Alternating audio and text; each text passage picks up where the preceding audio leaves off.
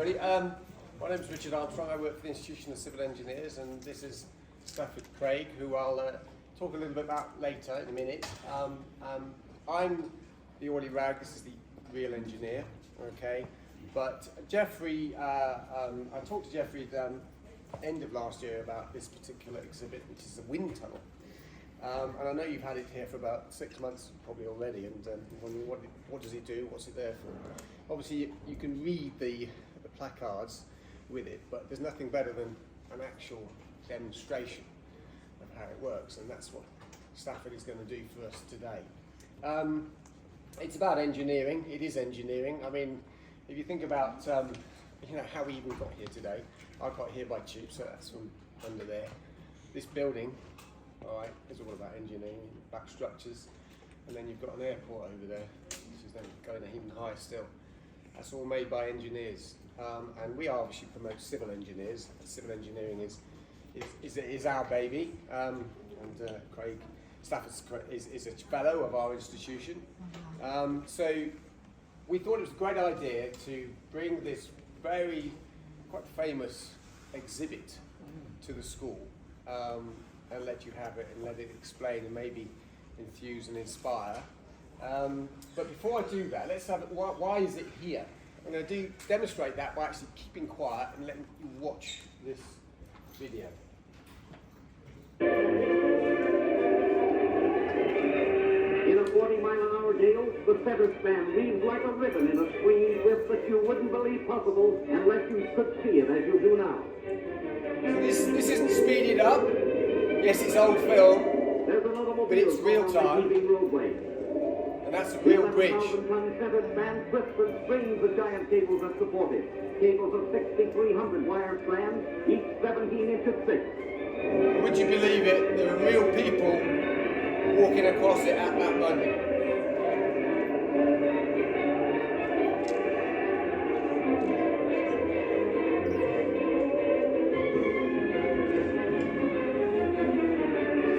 Crash. See the flutter. Back out of the danger zone, all stricken spectators are driven. So they're walking normally, so this is real speed. Like a nightmare, high above the river, twisting, turning, curling. The lone motorist is forced to abandon the car. He has but a few minutes in which to save himself. Face to face with fate, his destiny hanging in the balance.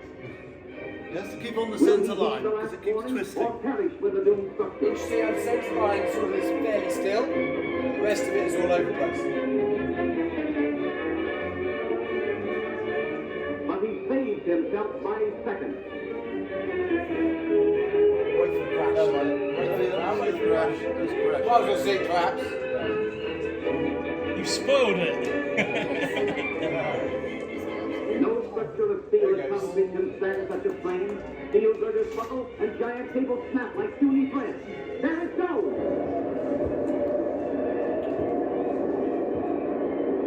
Okay. So, why did we show you that? Well, it's basically this exhibit here that was built to prevent that.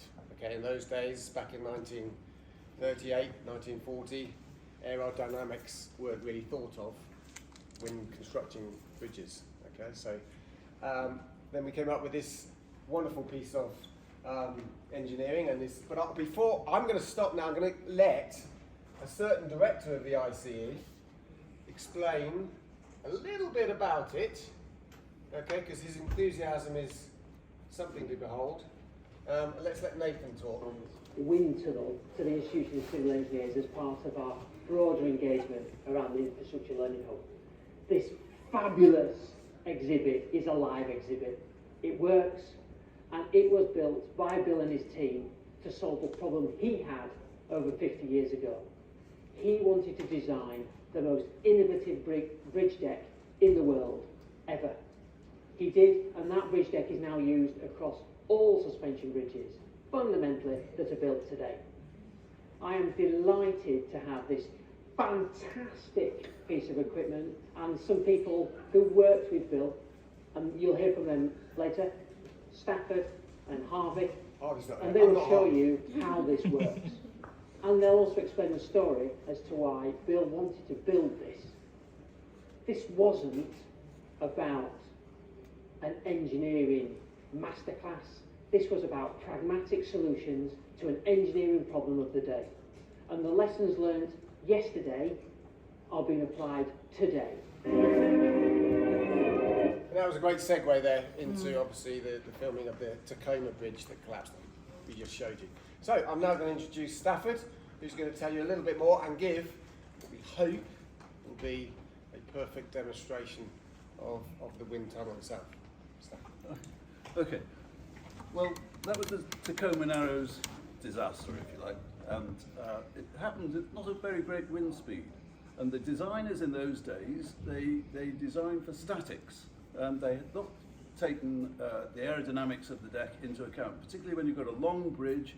It starts to get more flexible, and then it will start to resonate with wind vortices, and that can happen. There were signs, but they neglected them.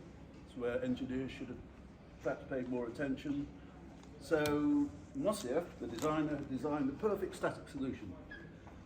This changed everybody's thinking, and the way they had to think about now was the aerodynamics of the deck, the bridge deck, how that was going to change the way it moved in the wind, and basically took a look at the sort of wind speeds that they had to overcome.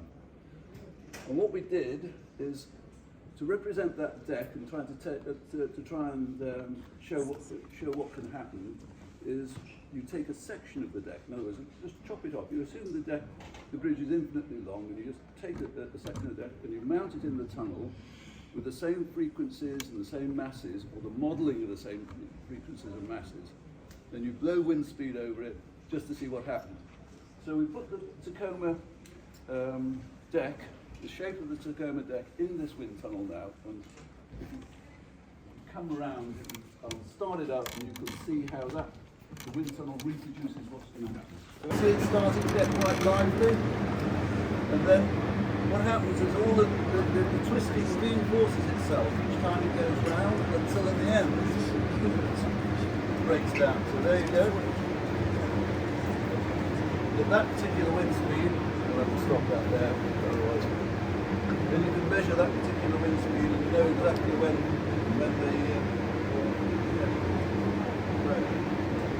So that didn't take long. In practice, that took a while to get to that flutter. That's quite a good demo. well, how speed is that, really? Oh, yeah, a bit more power in. Yeah. So after that, if you look at other suspension bridges now, they decided that they'd have to put in more torsional stiffness and change the formation of the deck. And if you look at many suspension bridges, you'll see this form. This is one we tested as well. That's called a truss deck. Again, that's just a section of the deck. This is a deck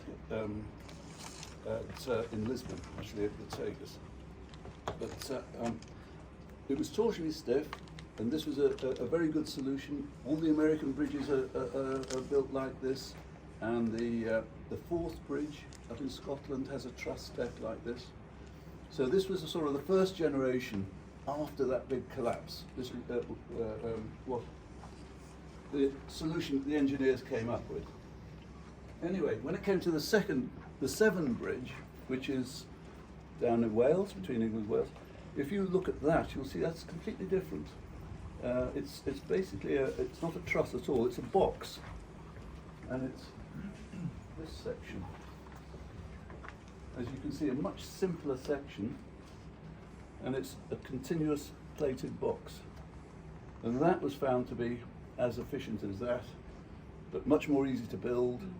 And this actually came, this was introduced by Bill Brown and Sir Gilbert Roberts as a result of an accident, in fact, because when they were testing this section in the wind tunnel, it broke and smashed, and they hadn't got much chance to change anything, so they said, well, let's try a plated structure, which is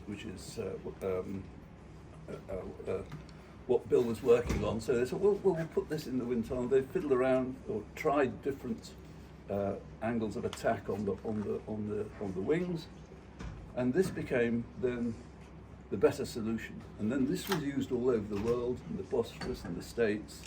The Humber Bridge, which held the record of the longest span for a long, long time.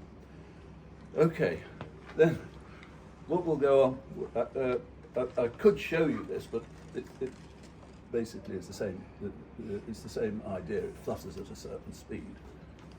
But then Bill was asked to look into the design of a bridge between Messina, between Sicily, mainland Italy, the Messina Strait, which was 3 kilometers long. So in other words, 2 miles of between posts for a suspended span. So he had to think about how he was going to tackle this. Just to scale up this box as a single box wouldn't work. Everything got so inefficient.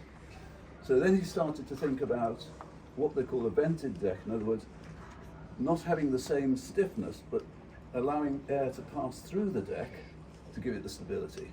And this is where we came in with this tunnel. This is in the 90s, and we could experiment very quickly and very easily, without having to go to any industrial wind tunnels, to come up with a solution come up with a solution of the best way we could split the deck. And this is one of them. Actually, this is a design which has been used now. No, there's 2 decks with air in between. And here we have the solution for the Messina. It's a bit broken now. I mean, how old are these? 20 odd years? Yeah, 20 odd years.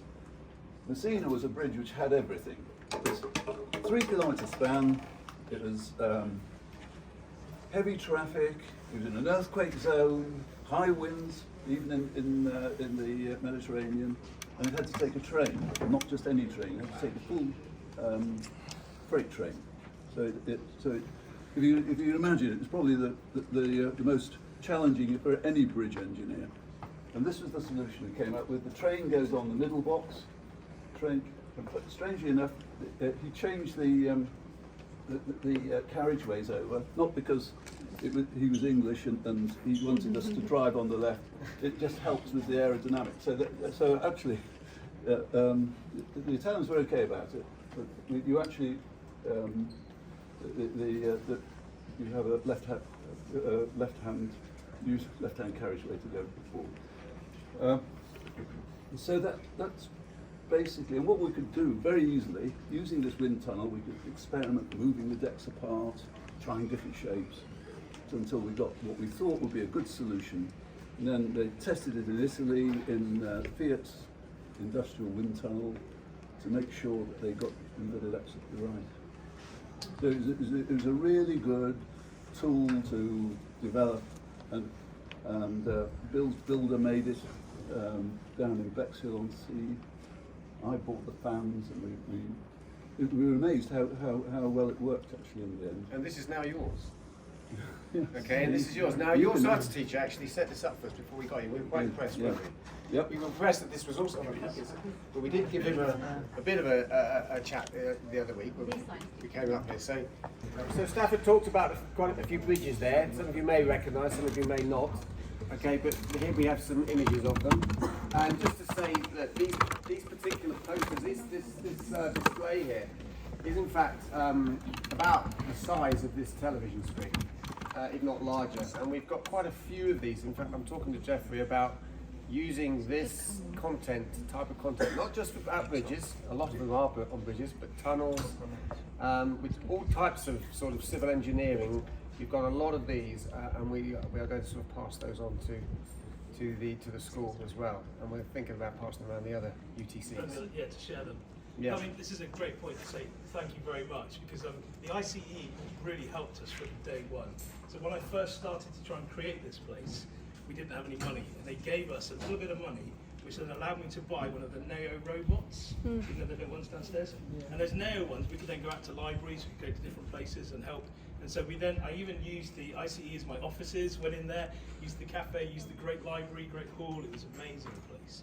And so if we now fast forward 9.5 years later, you know, we're now benefiting it from different ways. If you see the tap downstairs, That is their Thames, well, it's not, I shouldn't say Thames, their water exhibition.